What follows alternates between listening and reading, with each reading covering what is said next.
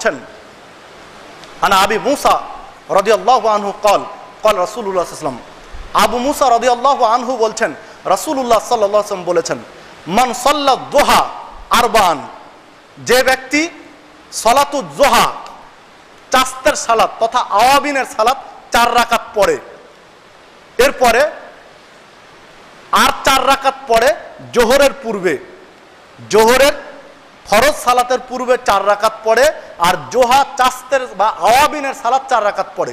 জোহা হলো ঠিক সূর্য যখন স্থির থাকে, মোটামুটি 10টা, 10:30, 11টা বা 11:45 এরকম সময়, যখন সূর্য স্থির থাকে ওই সময় যে ব্যক্তি 4 রাকাত সালাত আদায় করে, যে সালাতকে চাস্ত, জোহা বা আওয়াবিন বলে, এই সালাত যদি কোনো ব্যক্তি আদায় করে তাহলে বুনিয়া লাহু বাইতুন ফিল জান্নাহ, ওই ব্যক্তির জন্য আল্লাহ জান্নাতে একটা ঘর নির্মাণ করেন।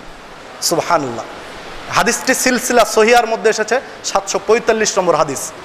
সম্মানিত উপস্থিতি, জোহার সালাত 4 রাকাত, আওয়াবিনের সালাত 4 রাকাত আদায় করলে জান্নাতে ঘর নির্মাণ করা হয়, হাদিসটি ঠিক।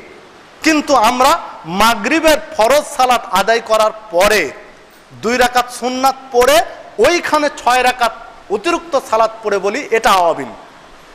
মাগরিবের পরে, সুন্নাতের পরে যদি কেউ 6 রাকাত সালাত পড়ি তাহলে বেদাত হয়ে যাবে, কারণ এই ইবাদত মুহাম্মদ সাল্লাল্লাহু আলাইহি ওয়াসাল্লাম বলেননি, একে আওয়াবিন বলেননি।